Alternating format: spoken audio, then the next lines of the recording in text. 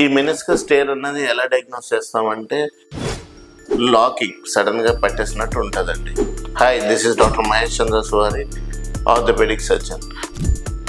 Meniscus injury అన్నది sports injuries అండి. Twisting వల్ల కానీ, ఫోర్స్ వల్ల కానీ, రొటేషనల్ ఫోర్స్ పడడం వల్ల కామన్గా అవుతూ ఉంటుంది.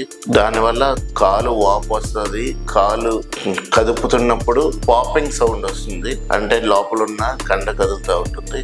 ఈ కండ టేర్ అవ్వడం వల్ల అప్పుడప్పుడు కొంతమందికి కాలు సడన్గా గివింగ్ అవే, అంటే సడన్గా తిరిగిపోతున్నట్టు, జారిపోతున్నట్టు, లేదా లాకింగ్ సడన్గా పట్టేసినట్టు ఉంటుందండి. ఈ మెనిస్కస్ టేర్ అన్నది ఎలా డయాగ్నోస్ చేస్తామంటే క్లినికల్గా మెక్మోరెస్ టెస్ట్ అని చేస్తామండి. వాటిలో పెయిన్ ఉంటే ఎంఆర్ఐ స్కాన్ చేయవలసి వస్తుంది.